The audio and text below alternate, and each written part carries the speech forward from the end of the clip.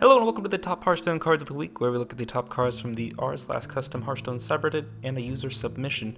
I'm your host, George St. Geeglin, and first up we have Silas Darkmoon, 3 mana 4/3, rogue legendary with the battle cry, add your opponent's hero power to the back of yours. So you know when you use your hero power, it flips over, turning it off? Well, this card would change that flipped over spot to a copy of your opponent's hero power. This card gives you infinite hero powers at 2 mana apiece, alternating every turn. I love this mechanic of actually using both sides of the hero coin, but there's obviously some concern. Raza the Unchained could be an issue in giving players infinite value, even if it is just a priest card. If you remember, at the release of Gadgetzan, a lot of people were going for the Raza Shadowform Coldrake combo, and this would give them infinite damage and thus being able to kill their opponent in one turn. It was tough though, because you needed to get Coldrake off of a Discover, and your deck was filled with one-offs to complete the Raza requirement, so it was a zesty meme on Reddit, but it wasn't competitive at all. And this is definitely a good thing. Because it wasn't competitive, no one played it, and thus it was not a meta problem. With Kuldara Drake out of rotation, this card would supply the current card pool with a similar effect.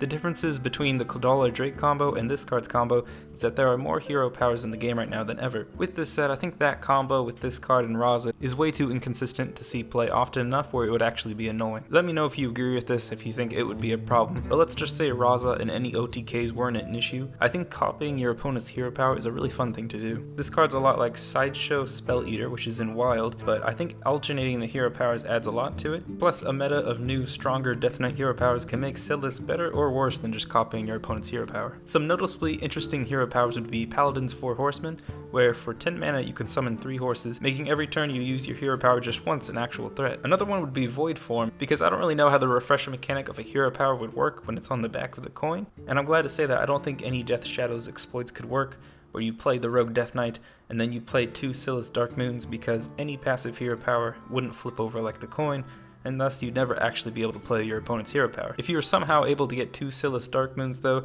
you could possibly have your opponent's hero power on both sides of your coin. And of course, probably the best hero power would be Die Insect, and being able to deal 24 random damage for 10 mana is crazy. Maybe a priest could Mind Vision Sulfuras, then discover Silas, and then get Die Insect on both sides of their coin and be able to deal 40 damage for 10 mana, but by then it would be so entertaining that it doesn't really matter that they're cheesing. One last interaction, I'm not sure how Auctioneer Beardo would work, but I imagine it would either flip the hero power for you or really do nothing at all. I really enjoy the creativity of this card. I haven't seen a card that makes use of the backside of the hero power, and I think the Death Knight meta is the perfect space for cards that copy hero powers, because it's random enough that most of the time this card will only get its stats value and another basic hero power, which is still, a dynamic part of the game, but every so often it will give you much more value when your opponent upgrades their hero power. I think it's a perfect one-off for Rogue, and a well-designed card indeed.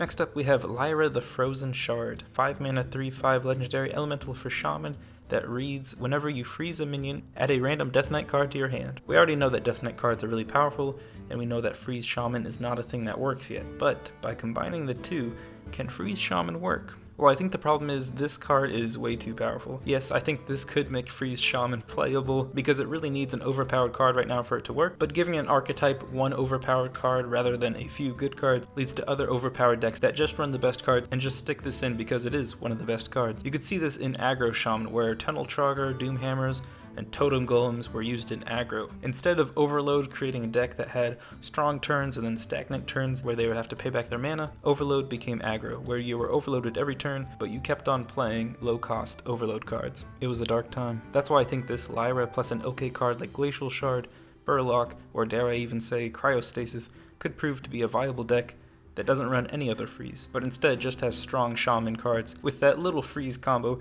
to get as many Death Knight cards as they can to make it even more powerful. I think adding a Lyra card that gives you Death Knight spells instead of priest spells, although it is harder to freeze a minion than to cast a spell, I think the reward is still a little bit too powerful. With that said, I think the Morabi synergy with this card would be fun. It's priced correctly so you couldn't Morabi and then get another Lyra in your hand when playing both on the same turn, but over 2 turns, could keep on getting more Lyras. I think this could make a Freeze Shaman playable, even if you're just trying to buy time to draw this card, but I think the problem with this card is it would be exploited in other types of decks that don't really follow the Freeze Shaman format, whatever that is, and the original intent of the card wouldn't really show. Maybe I'm underestimating how hard it is to freeze things in Shaman. I could only bear playing 10 or so games trying to get Freeze Shaman to work, but I think if Blizzard is going to make Freeze Shaman a thing, they'll begin to print more powerful freeze cards for Shaman. Next up we have Drawn Ghoul, 5 mana 2/2 beast for Hunter with Lifesteal and Battlecry.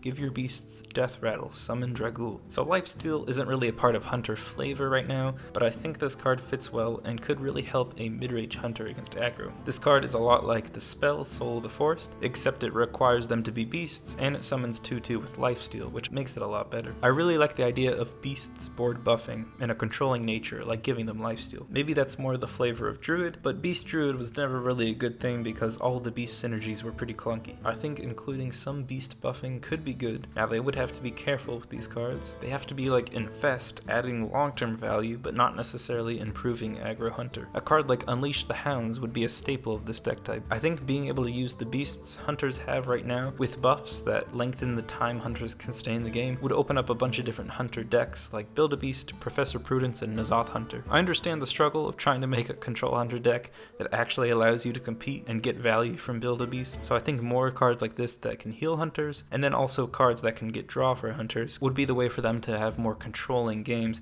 and I think passively upgrading their beasts would be a unique way of doing this. Maybe passive isn't the right word in this circumstance, but I just want to emphasize that rather than buffing the minion's stats, like Druid does, Hunters can buff their beasts in a way that helps them long game without improving aggro. A fun tidbit, with any theoretical beast now, you have to consider it in Build-A-Beast, and while good old Deathstalker Rexar isn't really competitive, adding this card would make for some sweet board buffing beasts. I think it's a well-designed card, and it's pushing Hunter in the right direction. Next up we have Gnomish Tinkerer, 4 mana 3/4 minion for Rogue with Battlecry, gain +2 attack, and combo draw a card instead. You know what? I'm gonna bag on Druid again. All this Jade Druid, the Jade Idols, instead they patched a frog. I like combining the combo decision making aspects of Rogue with the choose one style of Druid. It makes the Rogue combo cards more dynamic, and not just if you play a card before this one, you get more from this card. I understand the reasoning that combos like this, but this card, like the choose one cards, you have one option where most of the time you'll want to pick that upgrade, but maybe every 20 times or so playing the card, there comes a situation where you don't want the combo. Order matters more for this type of card as opposed to a choose one, where order doesn't necessarily matter. That's why I think this approach to the choose one / combo format requires more intelligence. The creator pointed out that it does have similar text to Perdition's Blade, a Battlecry / choose one instead texted card, but I think Gnomish Tinkerer is better because the combo is better in most situations, but not necessarily all of them. Perdition's Blade, on the other hand, is undisputably better, unless of course you have 2 HP, there are 2 floating watchers on the board, and your opponent has 14 health left. It's a good card.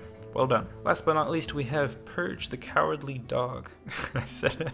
No, we have Purge the Cowardly, 2 mana warlock spell that reads, destroy a minion that could have attacked last turn but didn't. Definitely a cool concept, cheap single target removal with a very niche requirement. The card refers to if a minion was ever able to attack on your opponent's turn. So for example, a 0 attack minion that did not attack would not activate this effect. Pretty much, if a card is green at any time and it doesn't attack, it's eligible to be destroyed by this spell. Most of the time, the reason your opponent won't attack is because a bad trade with taunt is in the way, or they don't want to test a secret with a specific minion. These situations don't really synergize with Warlock, who has infamously bad taunts and no secrets. In the comments of the post, even the creator says that the card should be Warrior in its flavor, but they also cite that Warrior already has a lot of removal. That's why I think this card would actually work well in Paladin. You have strong, flexible taunts like Spike Ridge Steed, Sunkeeper Tarim, and Tyrion, plus there's the threat of the Noble Sacrifice Secret. These are the type of taunt cards that probably won't give your opponent favorable trades with their minions, and these minions may have more value than just their stats, like an at the end of your turn minion. And because of this, just spending the 2 mana to destroy a powerful minion that didn't attack is really good. Even just the threat of having this card in your hand is a powerful effect against a knowledgeable opponent. In addition, while Blessing of Wisdom isn't really played too much, combined with this card, it definitely increases the chances that your opponent won't attack with a minion if it also draws you a card. It's definitely a thinking person's card. I think it's priced correctly, but it is very situational, and if there were a lot of control decks out there and Control Paladin was one of the top tier decks, I think you would definitely see one of these run in there. I even saw in the comments someone suggested that the spell should be a secret, and I think actually in Paladin it would fit really well. Just being able to get a card similar to this off of Hydrologist would be a really powerful effect and a fun version of the card. And now it's time for the user submission of the week from Lil Ghost Raider on Twitter. Hateful Raid Leader, 6 mana 4/8 for the warrior with taunt that reads, all characters must attack this minion. It's pretty self-explanatory, but if anything attacks, they have to hit this minion. Though I would imagine any spells, even those that deal damage, wouldn't have to attack this because I don't think spells count as characters unless it counts as characters casting the spells. I'm not sure how that would work, but I wouldn't think that spells would be affected. It probably wouldn't work this way, but I love the idea that if you gave this card charge, it would actually attack itself, but more likely it would just not attack. And I don't even know if it's an overpowered card, but I think it slows the game down way too much. I picked this card because it's simple and inventive. It has advantages and drawbacks, and all of it is very situational dependent. But I think in the current meta, taunts are already powerful enough to slow the game down where the meta's at a good speed right now. So I don't think this card is right for the game right now. It would be interesting at the end of the year, before the expansions rotate out, that if my theory holds true, the theory that when expansions start stacking, there are more good cards printed, and this makes the meta faster, and by the end of the year, we'd have a similar situation to the Gadget Zan times, where the meta is super aggressive, and I think this card could be our savior. Maybe Blizzard's learned their lessons about releasing expansions and rotating them out. I'm certainly happy with how Ungoro and Frozen Throne have gone so far, so I don't think we're necessarily on that Gadget Zan trajectory, but maybe a card like this, just for the end of the year, give this a powerful stat line like 3 mana 2/6, and maybe if the meta ever gets to that point, this could be something that gives control players in a screaming fast meta a chance to slow down the game. If we ever get back to Gadget Zan times, I'll definitely look back at this card. Thank you for the submission, Little Ghost Raider, and if you'd like to submit a card, information is in the description. As for this show, I'm going with every other week format, but fear not, because in between each week, I want to make a similar formatted, kind of listy, scripted video, so get ready for next week's 5 cheap Knights of Frozen Throne combos. Little side note, if you know any low-cost combos, let me know down below, because right now I only have one at the moment. It will be linked at the end if you want to check it out, but again, if you know any low-cost combos, it would be mucho appreciated. That's all for the top Hearthstone cards of the week. Thank you for watching. I've been your host, and until next time, ta-ta.